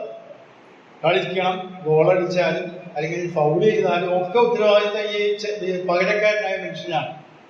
അപ്പോൾ ഈ പകരക്കാരൻ വരുന്നു എന്നുള്ള ആശയം പുതിയൊരു ആശയമൊന്നല്ല, നമ്മൾ സർവ്വസാധാരണമായിട്ട് ഉപയോഗിക്കുന്ന വാക്ക്. പല ക്രിക്കറ്റ് കളികളൊക്കെ വളരെ പ്രസിദ്ധമാണല്ലോ. അതിലൊക്കെ അടുത്ത ദിവസങ്ങളിലൊക്കെ വലിയ കളി നടക്കുന്ന, ഇന്നും പത്രത്തിൽ വായിച്ച ഏതോ ഒരു 1-2 വ്യക്തികൾക്ക് പരിക്ക് പറ്റിയുണ്ട്, കളിക്കാനായിട്ട് പറ്റുന്നില്ല. അപ്പൊ പകരം വേറൊരാളെ ഇറക്കാം. അപ്പൊ അതിന് തയ്യാറായിട്ട് കുറെ പേര് ഇപ്പോൾ നിർത്തിയിട്ടുണ്ട്. അതിൽ നിന്ന് ഒരാളെ എടുത്താണ് മാറ്റി ആ കളി പൂർത്തീകരിക്കും. അപ്പൊ പകരക്കാരൻ എന്നുള്ളത് ഈ ലോകത്തില് സർവ്വസാധാരണമായിട്ട് ഉപയോഗിക്കപ്പെടുന്ന വാക്ക്. അപ്പോൾ ശരിയായി കളിക്കാൻ ഉദ്ദേശിക്കപ്പെട്ട വ്യക്തിയെ മാറ്റി പരിക്കുകൊണ്ടോ അല്ലെങ്കിൽ എന്തെങ്കിലും പ്രശ്നങ്ങൾ കൊണ്ടോ മാറ്റി നിർത്തി അവന് പകരം വേറൊരു കളിക്കാരനെ ഇറക്കി കളി നടത്തുന്ന സംവിധാനം നമുക്ക് വളരെ പരിചയമുള്ള കാര്യമാണ്. പാപിയായ മനുഷ്യൻ ശിക്ഷാവിധിയിലേക്ക് പോകണമെങ്കിൽ ദൈവത്തിന് ശിക്ഷിച്ചാൽ പിന്നെ അവന്റെ അസ്തിത്വമില്ലാതായി. പാപത്തിന് ശമ്പളം മരണമാണ്. പാപത്തിന് ശമ്പളം മരണത്തിലേക്ക് അവൻ കടന്നുപോയാൽ പിന്നെ അവൻ രക്ഷപ്പെടാൻ യാതൊരു മാർഗവുമില്ലല്ലോ. അതുകൊണ്ടാണ് അവന് പകരമായിട്ട്, മനുഷ്യവർഗത്തിന് പകരമായിട്ട് ദൈവം തന്നെ, ദൈവപുത്രൻ തന്നെ മനുഷ്യനായിട്ട് അവതരിച്ച് മനുഷ്യവർഗത്തിന് പകരക്കാരനായിട്ട് പാപത്തിന് ശിക്ഷ മുഴുവൻ ഏറ്റെടുത്ത്. മനുഷ്യർക്ക് ആർക്കും പങ്കില്ല. നമ്മൾ ചിന്തിക്കുന്ന പോലെയൊക്കെ മറ്റു കത്തോലിക്കലോ എല്ലാ ആളുകളും പഠിപ്പിക്കുന്ന പോലെ നമ്മുടേതായ കർമ്മങ്ങൾ കൊണ്ട് സാധിപ്പിക്കാമെന്നല്ല. പകരക്കാരൻ വന്നാൽ പൂർണ്ണമായും മറ്റേ കളിക്കാരൻ പൂർണ്ണമായും ഫീൽഡിലിരിക്കുകയാണ്. അവൻ കളിക്കാരനായിട്ട് അവിടെ കയറിയിരിക്കുക. കളിക്കാരനാണെങ്കിലും കളിക്കാൻ പറ്റാത്തതുകൊണ്ട് അവിടെ കയറിയിരിക്കുമ്പോൾ പൂർണ്ണമായും അവന്റെ സ്ഥാനത്ത് ഈ കളി നടത്തുന്നത് അല്ലെങ്കിൽ കളിയിൽ പങ്കെടുക്കുന്നത് ഈ സബ്സ്റ്റിറ്റ്യൂട്ട് ആയ എക്സ്ട്രാ ആയിട്ട് വന്ന, അല്ലെങ്കിൽ ഈ പകരക്കാരനായ, മലയാളത്തിൽ പകരക്കാരനായിട്ട് വന്ന ആളാണ്. ഇതുപോലെ മനുഷ്യന് പാപത്തിൻ്റെതായ ശിക്ഷ വഹിക്കാനായിട്ട് നിവൃത്തിയില്ലാത്തതുകൊണ്ട്, ദൈവത്തിന് തന്റെ നീതിക്കും വിശുദ്ധിക്കും തൃപ്തി അടയാതെ പാപിയെ സ്വീകരിക്കാൻ നിവൃത്തിയില്ലാത്തതുകൊണ്ട് ദൈവം തന്നെ കണ്ടുപിടിച്ച ഒരു സംവിധാനമാണ് മനുഷ്യന് വേണ്ടി മനുഷ്യനായിട്ട് ദൈവം ഈ ലോകത്തിലേക്ക് അവതരിക്കും. അപ്പോൾ പാപിയായ മനുഷ്യൻ ഏതൊക്കെ ശിക്ഷാക്രമത്തിൽ കൂടെ മരണത്തിന്റെ ശിക്ഷാക്രമത്തിന് കടന്നു പോകേണ്ടി വന്നുവോ ഇതെല്ലാം ഏറ്റെടുക്കുവാനായിട്ടാണ് യേശു കർത്താവിന്റെ ക്രൂശ് മരണം ഇടയായത്. അപ്പോൾ ക്രൂശിൽ മരിച്ച സമയത്ത് കിടന്നതായ യാതനയും അതിനു മുൻപ് അനുഭവിച്ചതായത് ഇതും സങ്കടകരമായ അവസ്ഥകളും മരണവും ഒക്കെ മനുഷ്യൻ ഏറ്റെടുക്കേണ്ടതാണ്. പാപിയായ മനുഷ്യനാണ് സഹിക്കേണ്ടതും വഹിക്കേണ്ടതും. എന്നാൽ പൂർണ്ണമായി അവനെ ഒഴിവാക്കി നിർത്തി അവന് പകരം ഇതാ ദൈവപുത്രൻ തന്നെ, അല്ലെങ്കിൽ ദൈവം തന്നെ മനുഷ്യനായി തീർന്ന് നമ്മുടെ പാപത്തിന്റെ ശിക്ഷ വഹിക്കുമ്പോൾ ദൈവത്തിന്റെ നീതി സംതൃപ്തി അടഞ്ഞു. പാപത്തിന് ശിക്ഷ കൊടുത്തു. പാപത്തിന് ശിക്ഷ ദൈവം തന്നെ മനുഷ്യനായി തീർന്നത് ഏറ്റെടുത്തപ്പോഴാണ് പാപിയായ മനുഷ്യനെ ഒരു വിടുതൽ മാർഗം. കാരണം നമുക്കറിയാം, ലോകത്തിന്റെ പാപം മുഴുവൻ അവന്റെ മേൽ ചുമത്തി എന്ന് ശരിയാണ്. അതൊരു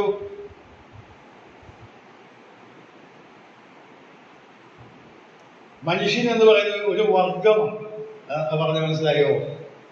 മനുഷ്യനൊരു വർഗമാണ്. വർഗം എന്ന് പറഞ്ഞാൽ ആദാമിനെയും ഹവ്വയെയും മാത്രമേ ദൈവം സൃഷ്ടിച്ചിട്ടുള്ളൂ, നേരിട്ട് സൃഷ്ടിച്ചത്.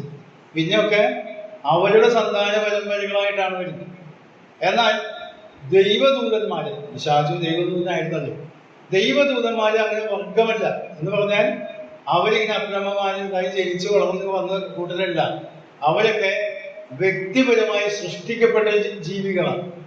അതുകൊണ്ട് അവർക്ക് പകരമായിട്ട് ഒരാൾ മരിക്കണമെങ്കിൽ ഓരോ ദൈവദൂതന്മാർ പാപം ചെയ്ത വ്യക്തികൾക്കും പിശാചികൾക്കും അതിങ്ങനെ ഭൂതങ്ങൾക്കും വ്യക്തികൾ പകരം മരിക്കേണ്ടതായിട്ട് വരും. കാരണം അവരാരും വർഗത്തിൽപ്പെട്ടതല്ല, മനുഷ്യവർഗത്തിൽപ്പെട്ടവരല്ല. ദൈവദൂതന്മാരൊരു വർഗമല്ല എന്ന് പറഞ്ഞാൽ ജനിച്ച് വളർന്ന് മക്കളും തലമുറകളായിട്ട് വന്ന ആളുകളല്ല എന്നർത്ഥം. ഞാൻ പറഞ്ഞ ആശയം മനസ്സിലാകുന്നുണ്ടല്ലോ. മനുഷ്യൻ അങ്ങനെയല്ല. മനുഷ്യന് ഒരു മാതാവും പിതാവും ഉണ്ടായിരുന്നു. ഇതാണ് 1 Corinthians 15-ാം അധ്യായത്തിലെ ആ ഭാഗം ഞാൻ ഒന്ന് വിശദീകരിക്കാം. 1 Corinthians 15-ാം അധ്യായം അവിടെ പുനരുദ്ധാനത്തിന്റെ കാര്യം പറയുന്ന സമയമാണ്. അവിടെ പറയുന്ന ചില വാക്കുകൾ നിങ്ങൾ ശ്രദ്ധിക്കണം. അതിൻ്റെ 47, 48, 49 വാക്യം. ഒന്നാം മനുഷ്യൻ ഭൂമിയിൽ നിന്ന് മണ്ണ് കൊണ്ടുള്ളവൻ, രണ്ടാം മനുഷ്യൻ സ്വർഗത്തിൽ നിന്നുള്ളവൻ. മണ്ണ് കൊണ്ടുള്ളവനെ പോലെ കൊണ്ടുള്ളവരും സ്വർഗീയനെ പോലെ സ്വർഗീയന്മാരും ആകുന്നു. നാം മണ്ണ് കൊണ്ടുള്ളവനെ പ്രതിമധരിച്ചതുപോലെ സ്വർഗീയ പ്രതിമയും ധരിക്കും. ശ്രദ്ധിക്കുക, ഒന്നാം മനുഷ്യൻ ഭൂമിയിൽ നിന്ന് മണ്ണ് കൊണ്ടുള്ളവൻ. അപ്പോൾ ആ മണ്ണ് കൊണ്ടുള്ളതായ മനുഷ്യന്റെ സന്താന പരമ്പരകളാണെന്ന് ലോകത്തെ കാണുന്ന എല്ലാവരും. പ്രവൃത്തിയിൽ 15-ാം അധ്യായത്തിലെ അപ്പോസ്തലനായ പൗലോസ് അഥേനയിലുള്ളതായ വ്യക്തികളോട് സുവിശേഷം അറിയിക്കുമ്പോൾ ഈ കാര്യം പറയുന്നത്, ഒരു മനുഷ്യനിൽ നിന്ന് ഈ ഭൂമിയിൽ എല്ലാവരും ജനിക്കുവാൻ വേണ്ടിയായിട്ട്. നമുക്കറിയാം, മനുഷ്യന്റെ വർഗത്തില് പല വിഭാഗങ്ങൾ ഇന്ന് നാം കാണുന്നുണ്ട്. പല പൊക്കം കുറഞ്ഞവര്, പൊക്കം കൂടിയവര്, കറുത്തവര്, വെളുത്തവര്, മഞ്ഞ നിറമുള്ളവര്, ചെറുതായിട്ട് ഇങ്ങനെ പല പല വർഗങ്ങളൊക്കെ ഉണ്ട്. എന്നാൽ മനുഷ്യന്റെ, നിങ്ങൾ ശ്രദ്ധിച്ചിട്ടുണ്ടോ എന്ന് എനിക്കറിയില്ല, മനുഷ്യന് രക്തത്തില് ചില ഗ്രൂപ്പുകളുണ്ട്. പല ഗ്രൂപ്പുകളും ഉണ്ട്. ചിലതൊക്കെ വളരെ റയറായ, വളരെ കുറച്ച് ആളുകൾക്ക് മാത്രമുള്ള ഗ്രൂപ്പാണ്. സർവ്വലൗകികമായ പല ഗ്രൂപ്പുകളും. അത് കറുത്ത ആളുടെ ബ്ലഡ് ആയാലും വെളുത്ത ആളുടെ ബ്ലഡ് ആയാലും അതേ ഗ്രൂപ്പുള്ള ഒരാൾക്ക് ആ ബ്ലഡ് കയറ്റാം. ഞാൻ പറഞ്ഞ ആശയം മനസ്സിലായെന്ന് കരുതുന്നു. ഒരു സായിപ്പിന്റെ ബ്ലഡ് ഇപ്പോൾ ഉദാഹരണം O പോസിറ്റീവ് ആണെന്ന് വരും. ഇവിടെ ഉള്ള ഒരാള് ഇന്ത്യക്കാരൻ ബ്രൗണാണ് അല്ലെങ്കിൽ കറുപ്പനാണ്, കറുത്ത ആളാണെന്ന് വിളിച്ചു. അവന്റെ ബ്ലഡ് ഗ്രൂപ്പും O പോസിറ്റീവ് ആണെങ്കിൽ ഈ സായിപ്പിന്റെ രക്തവും ഇതിൽ കയറും, യോജിക്കും. എന്തുകൊണ്ടാണെന്നറിയാമോ? മനുഷ്യൻ പിന്നീട് നിറങ്ങൾ വ്യത്യാസങ്ങളൊക്കെ വന്നു എന്നോട് ചെയ്യാൻ അടിസ്ഥാനപരമായി ഒരു കുടുംബമാണ്. ആദമിന്റെയും ഹവ്വയുടെയും മക്കളായിട്ട് ജനിച്ചവരാണ് ഈ ലോകത്ത് കാണുന്ന എല്ലാവരും തന്നെ. പിന്നീട് നൂറ്റാണ്ടുകൾ കൊണ്ട് പല പല വ്യത്യാസങ്ങളൊന്നും, പല സ്വഭാവ പ്രകൃതികളായി ഷെയ്പ്പിൽ വ്യത്യാസം വന്നു. ദീർഘകാലങ്ങൾ ഓരോ സ്ഥലങ്ങളിൽ താമസിച്ച് വ്യതിയാനങ്ങൾ വന്നു എന്നൊക്കെ നാം മനസ്സിലാക്കണം. അതുകൊണ്ട് ഈ ഒറ്റ കാര്യം കൊണ്ട് ചിന്തിച്ചാൽ നമുക്കറിയാം, ഏത് രാജ്യത്തുള്ള വ്യക്തിക്കും ബ്ലഡ് ഗ്രൂപ്പിൽ യോജിക്കുന്നവരാണെങ്കിൽ രക്തം സ്വീകരിക്കാനും കൊടുക്കാനും കഴിയും. അത് യാതൊരു തടസ്സങ്ങളുമില്ല. അതിന്റെ അർത്ഥം മനുഷ്യനെല്ലാം ഒരു വർഗത്തിൽപ്പെട്ടവരാണ്. എന്നാൽ പിശാചുക്കളോ അല്ലെങ്കിൽ ദൂതന്മാരോ അങ്ങനെയല്ല. അവരെല്ലാം വ്യക്തിപരമായി സൃഷ്ടിക്കപ്പെട്ടവരാണ്. അല്ലാതെ മാതാപിതാക്കൾക്ക് ഇതുപോലെ ഗർഭം ധരിച്ച് പ്രസവിച്ച് പിന്നെ വർദ്ധിച്ചു വരുന്ന ഒരു പ്രവണതയല്ല ദൈവദൂതന്മാർക്കും ദൈവദൂതന്മാരിൽപ്പെട്ടതായ പിശാചുക്കളായ അവരൊക്കെ വ്യക്തിപരമായി സൃഷ്ടിക്കപ്പെട്ടതാണ്. അപ്പോൾ ഒരൊറ്റ വ്യക്തി, ഇവിടെ നാം വായിച്ചതുപോലെ രണ്ടാം മനുഷ്യൻ സ്വർഗത്തിൽ നിന്നുള്ളവൻ, അതാണ് കർത്താവായ യേശു ക്രിസ്തു. രണ്ടാം മനുഷ്യൻ സ്വർഗത്തിൽ നിന്നുള്ളവനാണ്. മണ്ണ് കൊണ്ടുള്ളവരെ പോലെ മണ്ണ് കൊണ്ടുള്ളവരും സ്വർഗീയനെ പോലെ നാമും സ്വർഗീയന്മാരുമാകും. എന്ന് പറഞ്ഞാൽ ഈ ആദാമിന്റെ സന്താന പരമ്പരകളായിട്ട് മണ്ണിൽ നിന്ന് ജനിച്ചതായ, മണ്ണുകൊണ്ടുണ്ടാക്കിയ വ്യക്തി എന്ന നിലയിൽ നമ്മയും അത് തന്നെയാണ് പറയുന്നത്. നാം സാധാരണ ഈ ചരമ ശുശ്രൂഷയൊക്കെ നടന്ന മനുഷ്യൻ പൊടിയാകുന്നു, മണ്ണിലേക്ക് തിരികെ പോകുന്നു എന്നാ പറയുന്നു. അപ്പൊ അവിടെ ഏത് ആരോഗ്യമുള്ളവനായാലും കറുത്തവനായാലും വെളുത്തവനായാലും ഒക്കെ കുറഞ്ഞ ഒക്കെ അവസ്ഥ ഒന്നാണ്. മണ്ണിന്റെ അകത്ത് വെച്ച് കഴിഞ്ഞാൽ അതെല്ലാം അരിഞ്ഞ് മണ്ണായിട്ട് മാറും. അപ്പോഴ് നാം മനസ്സിലാക്കേണ്ടത് എല്ലാ മനുഷ്യരും ഒരു ഗ്രൂപ്പിൽ പെടുന്നു, ഒരാളുടെ സന്താനപ്പെടുന്നു. സ്വർഗീയമായ കാര്യങ്ങളും ഇത് തന്നെയാണ് ഇവിടെ വായിക്കുന്നത്. കർത്താവാണ് സ്വർഗീയൻ. ആ സ്വർഗീയന്റെ പ്രതിമ നാം ധരിക്കുമ്പോൾ നമ്മളൊക്കെ സ്വർഗീയന്മാരായി ദൈവത്തിന്റെ മക്കളായിട്ട് തീരുന്ന അവസ്ഥയാണ് ഉണ്ടാകുന്നത്. അപ്പോ യേശു കർത്താവിന്റെ ഒരാളുടെ പാപപരിഹാര ബലി ലോകത്തിന്റെ മുഴുവൻ പാപത്തിനും പര്യാപ്തമായി തീരുന്നത് അങ്ങനെയാണ് എന്ന് മനസ്സിലാക്കി. മനുഷ്യനായിട്ട് ജനിച്ചപ്പോൾ ദൈവം മനുഷ്യനായി തീർന്ന മനുഷ്യന്റെ ആ രൂപമെടുത്ത് മനുഷ്യനായി ജനിച്ചത് കൊണ്ട് ആ വ്യക്തിയിലൂടെ എല്ലാ മനുഷ്യർക്കുമുള്ള പാപപരിഹാരം ദൈവം വരുത്തി ദൈവത്തിന്റെ നീതി പൂർണ്ണമായി തൃപ്തിയടക്കും. കാരണം പാപമില്ലാത്ത ഒരു വ്യക്തിയായിട്ടാണ് യേശു കർത്താവിനെ വേദപുസ്തകം അവതരിപ്പിക്കുന്നത്. അവന് പാപമില്ല, അവൻ പാപം ചെയ്തിട്ടില്ല, പാപം അറിഞ്ഞിട്ടില്ല. അവന് പാപം അറിയാത്ത, പാപമില്ലാത്ത വ്യക്തിയായ യേശു ക്രിസ്തുവിൽ ദൈവത്തിന്റെ ക്രോധം ചൊരിഞ്ഞപ്പോൾ പകരക്കാരനായി നമുക്കൊക്കെ വേണ്ടി അത് ഏറ്റെടുത്തപ്പോൾ അവനെ വിശ്വസിക്കുന്നവർക്ക് ഈ പാപപരിഹാര ബലിയുടെ അനുഗ്രഹങ്ങൾ ലഭിക്കുന്നു എന്ന് നാം മനസ്സിലാക്കി. അപ്പോൾ ദൈവത്തിന് തൃപ്തി വരാകുന്ന ഒരു പാപയാഗം എന്ന് പറയുന്നത് യേശു കർത്താവിന്റെ പാപയാഗം. അതായത് തന്റെ സ്വഭാവം ത്യജിക്കാനായിട്ട് കഴിയുകയില്ല എന്നതാണ്. എന്നാൽ നാം ഒരു കാര്യം മനസ്സിലാക്കണം. ഇതോട് ചേർത്ത് ഞാൻ നേരത്തെ പറഞ്ഞതുപോലെ ഞാനും പല സംശയങ്ങളും എന്നോട് തന്നെ ചോദിക്കുന്ന ആളാണ്. ദൈവത്തിന് തന്റെ സ്വഭാവം ത്യജിക്കാൻ കഴിയും. എന്നാൽ യേശു കർത്താവ് ഭൂമിയിൽ വന്ന് പഠിപ്പിച്ചപ്പോൾ ഒരുത്തന്റെ പിന്നാലെ വരുവാൻ ഇച്ഛിച്ചാൽ എന്താ പറയുന്നത്, തന്നെത്താൻ ത്യജിച്ച് തന്റെ ക്രൂശെടുത്ത് ഞാൻ അനുഗമിക്കും. ദൈവത്തിന് സ്വഭാവം ത്യജിക്കാൻ കഴിയില്ലെങ്കിൽ മനുഷ്യനോട് എന്തിനാ അത് പറയുന്നത്? ചിന്തിച്ചിട്ടുണ്ടോ? ഞാനത് ചിന്തിക്കാറുണ്ട്. കാരണം ദൈവത്തിന് തന്റെ സ്വഭാവം ത്യജിക്കാൻ കഴിയാത്തതിന്റെ കാരണം ദൈവം പൂർണ്ണനാണ്. ദൈവത്തിന് യാതൊരുവിധ പാപമോ മാലിന്യമോ ഒന്നും തന്നെ ഇല്ലാത്ത വ്യക്തിയാണ്. നാം ഒരു വാക്യം അതിനെ വായിച്ച് ഞാൻ പെട്ടെന്ന് ചിന്ത അവസാനിപ്പിക്കട്ടെ. മനുഷ്യൻ അങ്ങനെയല്ല. മനുഷ്യൻ പാപ സ്വഭാവം, രക്ഷിക്കപ്പെട്ടവനാണെങ്കിലും അവന്റെ പാപ സ്വഭാവം അവന് നിലനിൽക്കും. എഫേസ്യ ലേഖനത്തിന്റെ വാക്യം നമ്മൾ വായിച്ച് കേൾപ്പിച്ചില്ല. എഫേസ്യ ലേഖനം 4-ാം അധ്യായം അതിന്റെ 22 മുതൽ 24 വരെയുള്ള വാക്യം. എഫേസ്യർ 5:22 മുതൽ 24. മുമ്പിലത്തെ നമുക്ക് സംബന്ധിച്ച് ചതിമോഹങ്ങളാൽ വഷളായി പോകുന്ന പഴയ മനുഷ്യനെ ഉപേക്ഷിച്ചത് നിങ്ങളുടെ ഉള്ളിലെ ആത്മാവസംബന്ധമായി പുതുക്കം പ്രാപിച്ച് സത്യത്തിന്റെ ഫലമായ നീതിയിലും വിശുദ്ധിയിലും ദൈവാനുരൂപമായി സൃഷ്ടിക്കപ്പെട്ട പുതുമനുഷ്യനെ ധരിച്ചുകൊള്ളു. ഇവിടെ ശ്രദ്ധിക്കുക, നമ്മളോട് ത്യജിക്കണം എന്ന് പറയുന്ന നമ്മുടെ ആ വ്യക്തി പഴയ മനുഷ്യനാണ്. ആ പഴയ മനുഷ്യനെ പറയുന്നത് എന്താ? ചതിമോഹങ്ങളാൽ വഷളായി പോകുന്ന പഴയ മനുഷ്യൻ. ഈ പഴയ മനുഷ്യനെയാണ് ഉപേക്ഷിക്കാൻ പറയുന്നത്. നിങ്ങളുടെ മുമ്പിൽ ഉള്ളിലുള്ളതായ ആ പഴയ ചതിമോഹങ്ങൾ പ്രവർത്തിച്ചുകൊണ്ടിരിക്കുന്ന പഴയ മനുഷ്യനെ ഉപേക്ഷിച്ചിട്ട് ത്യജിച്ചു കളഞ്ഞിട്ട് ഇവിടെ പറയുന്നു, സത്യത്തിന്റെ ഫലമായ നീതിയിലും വിശുദ്ധിയിലും ദൈവാനുരൂപമായി സൃഷ്ടിക്കപ്പെട്ട പുതിയ മനുഷ്യനെ പുതുക്കം പ്രാപിച്ച് ധരിക്കുക. അപ്പോഴാണ് കർത്താവ് പറഞ്ഞ വാക്കിന്റെ അർത്ഥം നാം മനസ്സിലാകുന്നത്. നമ്മോട് പറയുന്നത് നിങ്ങൾ സ്വയം ത്യജിക്കണം, നിങ്ങളുടെ സ്വന്തം ത്യജിച്ച് എന്നെ അനുഭവിക്കും. അതെന്തായി പറഞ്ഞതിനർത്ഥം? ദൈവത്തിന് തന്നെ സ്വഭാവം ത്യജിക്കാൻ കഴിയില്ല. എന്നാൽ മനുഷ്യൻ പാപ സ്വഭാവമുള്ളവനായതുകൊണ്ട് പഴയ മനുഷ്യന്റെ സ്വഭാവം അവന്റെ ഉള്ളിൽ ഉള്ളതുകൊണ്ട് അത് പൂർണ്ണമായും വിടുതൽ പ്രാപിക്കാത്തതുകൊണ്ട് ആ പഴയ മനുഷ്യനെ ഉപേക്ഷിക്കണമെന്നും പുതിയ മനുഷ്യനെ ധരിക്കണമെന്നാണ്.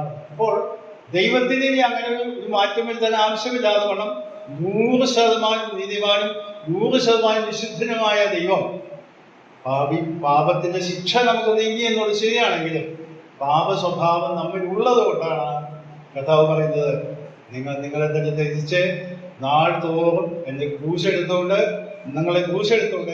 എന്നെ അനുഗമിക്കും. അതാണ് എഫേസ്യലേഖനത്തിൽ അപ്പോസ്തലൻ പൗലോസ് വിവരിക്കുന്നത്.